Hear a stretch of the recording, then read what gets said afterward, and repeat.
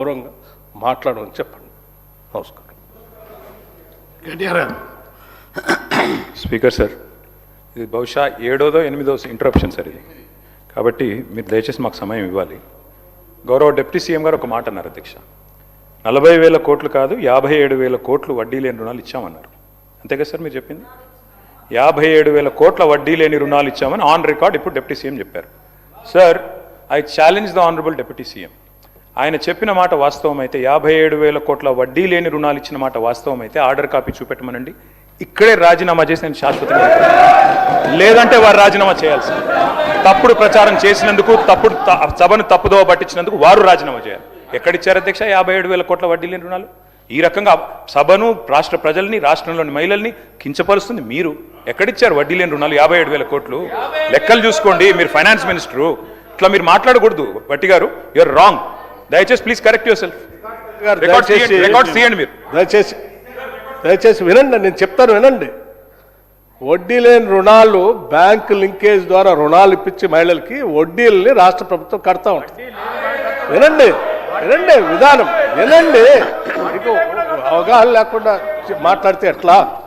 అవగాహన లేకుండా మాట్లాడితే ఎట్లా? మేము వచ్చిన తర్వాత కొన్ని సంవత్సరాలుగా పెండింగ్ ఉన్నటువంటి ఆ వడ్డీ లేని రుణాల పేరు మీద కట్టాల్సిన వడ్డీకి సంబంధించినటువంటి చెక్కుల్ని మేము వచ్చిన తర్వాత క్లియర్ చేసుకుంటూ పోతూ ఉన్నాం.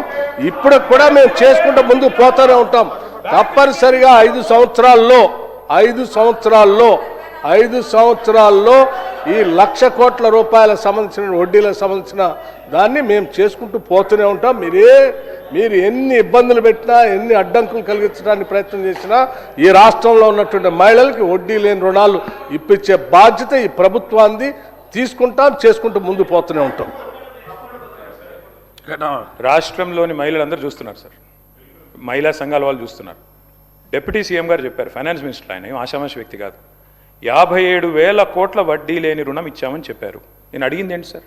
57,000 కోట్ల వడ్డీ లేని రుణాలు ఇచ్చిన మాట వాస్తవం అయితే దాన్ని కాపీ చూపెట్టండి, నేను రాజీనామా చేస్తా అని చెప్పారు. దానికి చెప్పలా, మళ్ళీ ఏదో ఉపన్యాసం చెప్తున్నారు. No, you are wrong deputy CM గారు. Please check with your officers. చూపెట్టండి, హౌస్లో పెట్టండి, ఆర్డర్ కాపీ చూపెట్టండి, హౌస్లో పెట్టండి. నెంబర్ 1. నెంబర్ 2 అధ్యక్ష నెంబర్ 2 నేను చెప్పేది అధ్యక్ష, మాకు గౌరవం ఉంది సార్. ఇది వీళ్ళు 10 ఏళ్లలో ఇచ్చిన 74,000 కోట్లు, కానీ దాన్ని కూడా వడ్డీ లేని రుణాలే అన్నారు. కానీ వీళ్ళే మహానుభావులు 5 లక్షలకు పరిమితం చేసి పెట్టారు. భవిష్యత్తులో మేము దాన్ని ఎక్స్టెన్షన్ చేస్తాం. ఇప్పుడు ప్రతి గ్రూపు 5 లక్షలు తీసుకుంటారు, కడుతున్నారు, 20 లక్షల దాకా కూడా తీసుకున్నారు. కాబట్టి అవన్నీ కలిపితే 54,000 కోట్ల రూపాయలు ఇప్పటి వరకు ఇచ్చినాం. 57,000 కోట్ల రూపాయలు ఇప్పటి వరకు ఇచ్చినాం. మేము ఇప్పటి వరకు ఇచ్చినాం వాళ్ళకు లోన్స్. అది స్త్రీనిధి ద్వారా ఇచ్చినాం, బ్యాంక్ లింకేజీల ద్వారా ఇచ్చినాం. దాంట్లో మేము ఇప్పటి వరకు వాళ్ళ వడ్డీ కట్టింది 1,121 కోట్ల రూపాయలు కట్టినాం. వాళ్ళు ఈ మధ్య కాలంలో ఇంకా తీసుకున్నారు. మీరే పెట్టారు బ్యారికేడ్స్, అవి కట్టలేదు. పైనుంచి 5 లక్షలు అని పెట్టారు.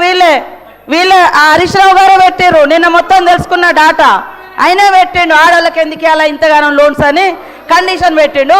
ఇప్పుడు మా ముఖ్యమంత్రి గారు ఒక బ్రాడ్ సంకల్పంతో 1,00,000 కోట్లు ఎవ్రీ ఇయర్ 20,000 crores ఇస్తామని ఇచ్చినాం. దాన్ని 20,000 కాదు, ఇప్పుడు ఈ 2 సంవత్సరాల్లోపే 57,000 కోట్ల రూపాయలు వాళ్ళు తీసుకున్నారు. ఈ దేశంలో అత్యధికంగా బ్యాంక్ లింకేజీలు తీసుకుంటూ ప్రాంప్ట్గా రీపేమెంట్ చేసేది కూడా తెలంగాణలో మన మహిళలే. 99% ఒక బ్యాక్వర్డ్ డిస్ట్రిక్ట్ మరి ఆదిలాబాద్ నుంచి కడుతున్నారు. ఓవరాల్గా రాష్ట్రంలో 98% రీపేమెంట్ ప్రాంప్ట్గా ఉంది. కాబట్టి బ్యాంకర్స్ ఇస్తున్నారు. ఇక్కడ నుంచి వడ్డీ లేని మరి ఆ వడ్డీ కూడా మన ముఖ్యమంత్రి గారు, డిప్యూటీ ముఖ్యమంత్రి గారు ప్రాపర్గా రిలీజ్ చేస్తున్నారు. మీరు 3,000 కోట్లయా కట్టకుండా ఎగ్గొట్టిపోయారు. అభయహస్తం డబ్బులు కూడా వాడుకున్నారు. మీరు మమ్మల్ని పోయి అడగండి ఎక్కడెక్కడ మహిళల్ని, మీ హయాంలో బాగా నడిచినాయా మహిళా సంఘాలు, మా హయాంలో బాగా నడుస్తున్నాయా అడగండి.